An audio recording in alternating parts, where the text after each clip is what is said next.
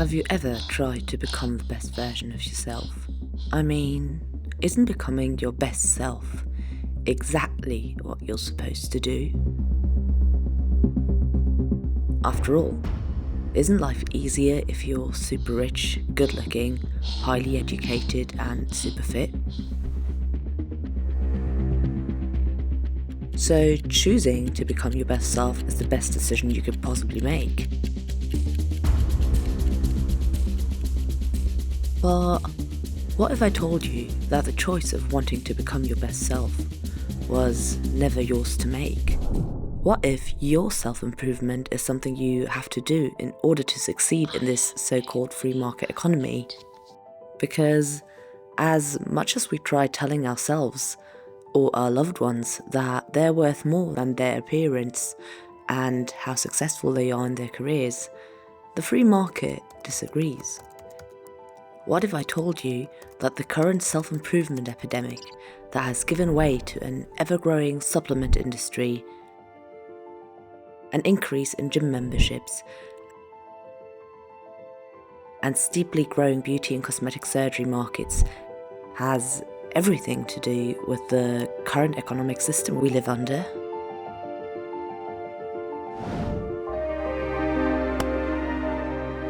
Welcome to the first video of my new video series. In this video, I'll explain what neoliberalism is, the economic theory behind it, and how it is shaping how you think.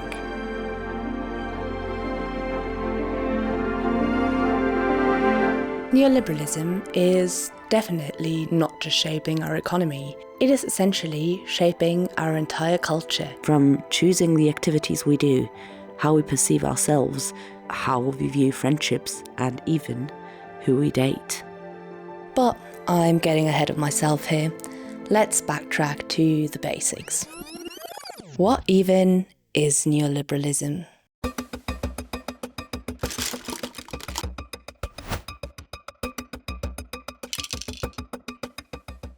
Neoliberalism is a political and economic theory that emphasizes the idea that human well-being is best achieved in a society that prioritizes free markets, private property rights, and limited government intervention. According to this view, the state's role should be to create and maintain the institutions necessary for markets to function as well as possible, such as ensuring the quality of money and enforcing laws.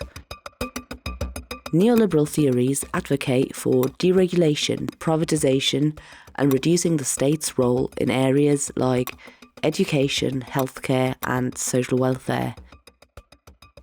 The belief is that the market, through competition and supply and demand, is the most efficient way to allocate resources.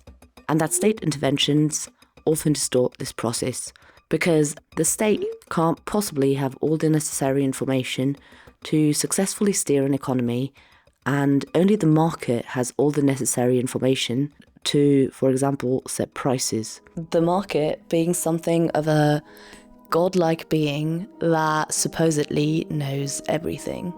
Therefore, a term also often used to describe neoliberal ideology is market-fundamentalism.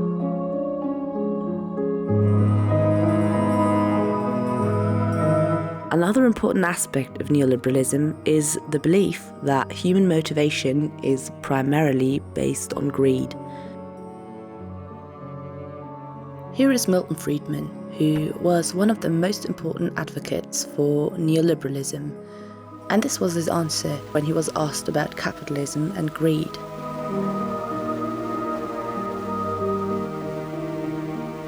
Here's my question. When you see around the globe the maldistribution of wealth, the desperate plight of millions of people in underdeveloped countries, when you see so few haves and so many have-nots, when you see the greed and the concentration of power within, did you ever have a moment of doubt about capitalism and whether greed's a good idea to run on? Well, first of all, tell me, is there some society you know that doesn't run on greed? The world runs on individuals pursuing their separate interests. The great achievements of civilization have not come from government bureaus. Einstein didn't construct his theory under order from a bureaucrat.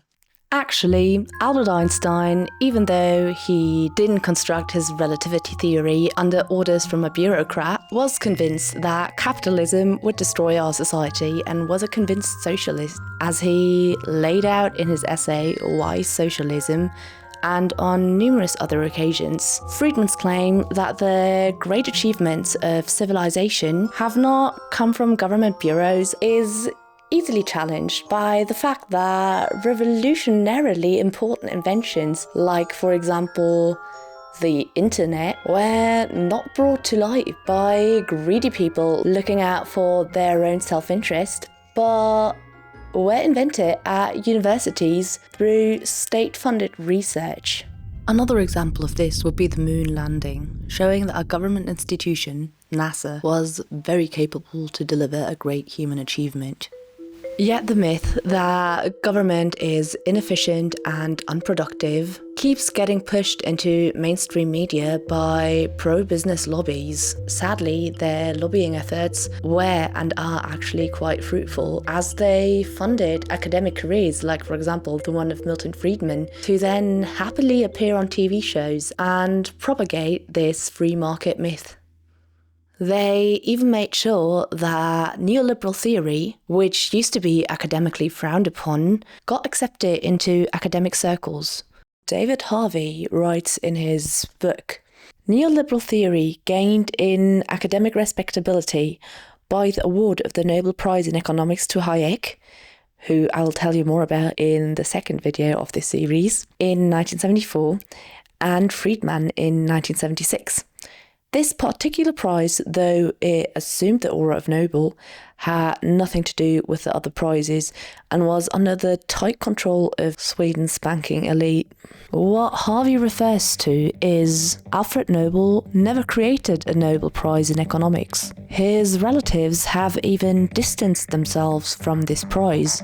Awarding neoliberal political theorists with this prize made neoliberal economic theory sound academically accepted, and that was enough to drastically change policy.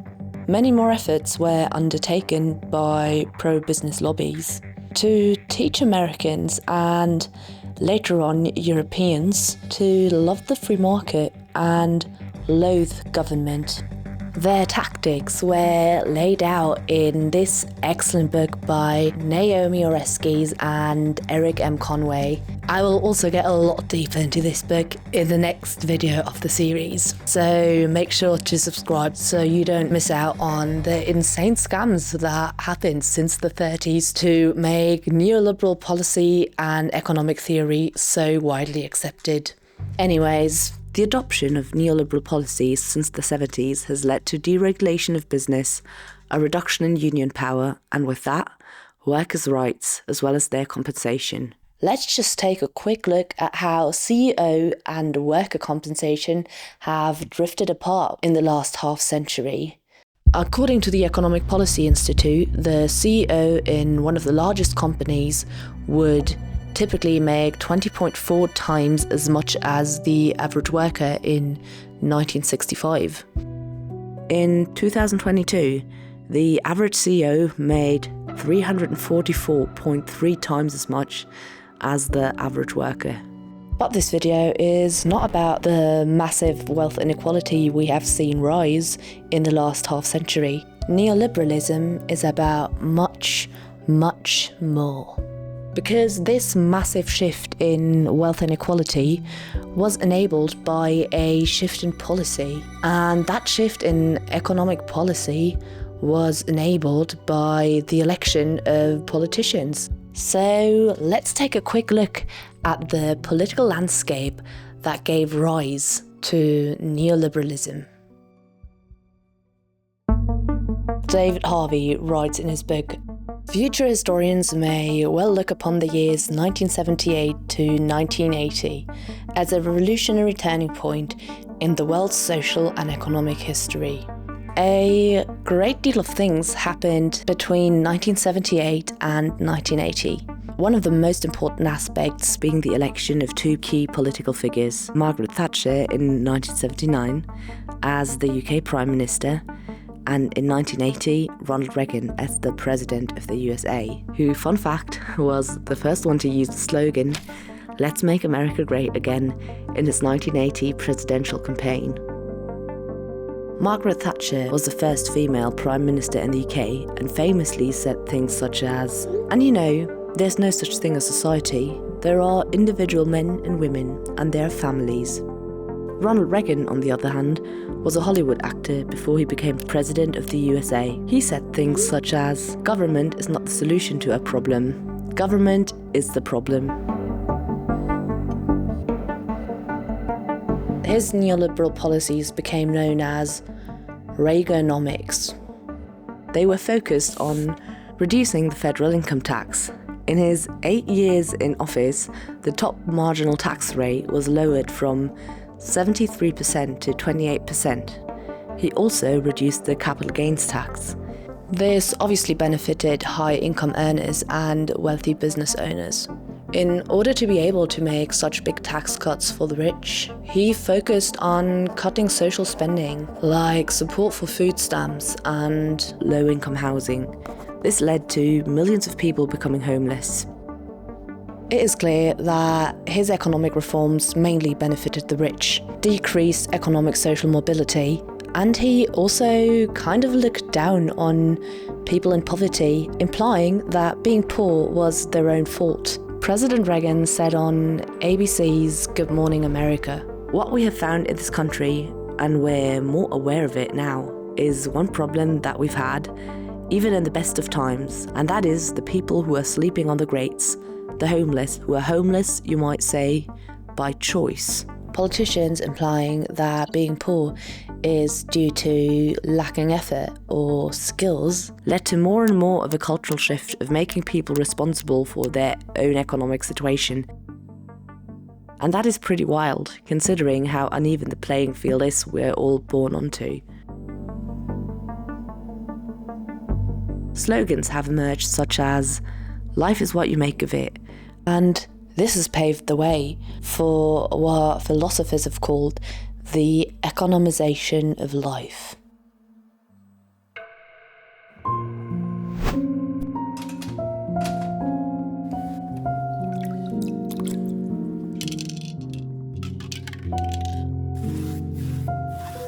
Neoliberalism and self-improvement. Rooted in the individualistic ideas of neoliberalism is the belief that individuals are the only ones responsible for their failures and successes.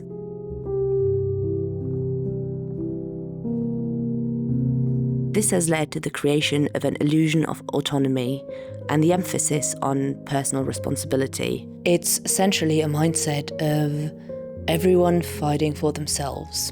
The adoption of market-fundamentalist ideas into our way of thinking has turned everything into a commodity, ourselves included. We need to make sure we ourselves have market value, be it on dating apps or on the job market. Obsessive self-improvement, be it looks or knowledge-wise, has become the go-to strategy to survive.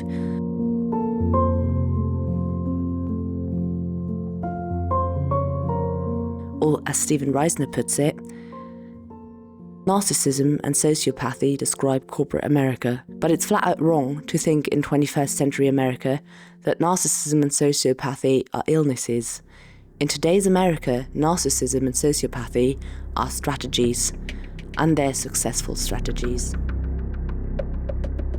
This can be seen through the ever-growing self-optimization trend we have seen not only on social networks, but in all kinds of media, be it TV shows, self-help books, podcasts or radio shows. Only an idiot would not see the enormous economic potential of selling stuff to people who feel like they're not their ideal self, in a culture that is obsessed with so-called perfection. Wendy Brown, a political theorist and professor at Princeton whose work I admire very much, writes, Neoliberal rationality disseminates the model of the market to all domains and activities, even where money is not at issue, and configures human beings exhaustively as market actors. Our social media feeds constantly get stuffed with people who perfectly fit the societal beauty standards and portray the image of a successful life. This will make anyone feel insufficient and unhappy with their own appearance or level of success in life. Yet, we constantly think that these heavily edited images are achievable if we just buy the right creams or tech gadgets that are designed to measure everything. So we can optimise our entire life to be as productive as possible. But the feelings of being insufficient in today's society isn't the only downfall to this cultural shift towards competitiveness and status-driven life goals. As Gabriel Maté writes, alienation is inevitable when our inner sense of value becomes status-driven, hinging on externally imposed standards of competitive achievement and acquisition, and a highly conditional acceptance in others' eyes. It is making us lonely, and despite all our efforts to optimise our health, loneliness is killing us. The World Health Organization has declared loneliness to be a pressing global health threat. The health risks are apparently as bad as smoking up to 15 cigarettes a day, and even greater than those associated with obesity and physical inactivity. Another aspect of being sold the myth that everyone can make it in a free market if they just make the effort to be their best selves is what the philosopher Laurent Berland describes as cruel optimism. People have remained attached to unachievable fantasies of the good life, with its promises of upward mobility, job security, political and social equality, and durable intimacy, despite evidence that liberal capitalist societies can no longer be counted on to provide opportunities for individuals to make their lives add up to something. Neoliberal meritocracy has fostered a highly competitive environment in which everyone has become a commodity, so that each person has to act as their own brand ambassador, market themselves, be it on their CV, at networking events, or on social media platforms like LinkedIn, TikTok, or Instagram. The philosopher Byung-Chul Han writes about this in his book Psychopolitics, Neoliberalism and the New Technologies of Power. His theory posits that in today's neoliberal society, individuals are transformed into entrepreneurs of the self. This means that instead of being seen as subjects with inherent value, people view themselves as projects that must constantly optimize and market their abilities. This self-entrepreneurship leads to a paradox where individuals are not only compelled to work harder for personal success, but also engage in self-exploitation as they become their own taskmasters and push themselves to constantly work harder, leading to burnout and depression.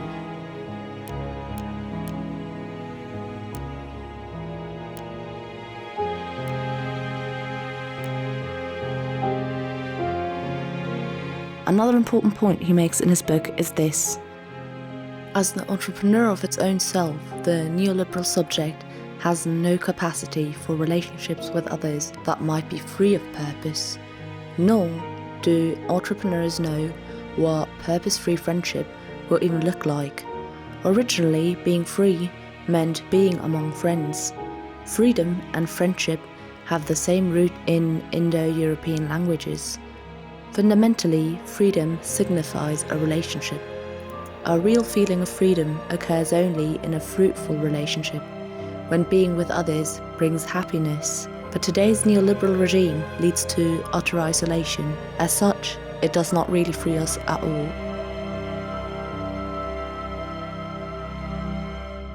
As might be clear from what I've talked about in this video, advocates for market fundamentalism have taken the word freedom and twisted it so freedom of the individual refers to enterprise freedom and free markets. But are we truly free under neoliberalism? We are pressured to strive, perform, and succeed in a sea of endless competition, more so than earlier generations. Market fundamentalism has creeped into all areas of life, incentivizing competition, discouraging cooperation,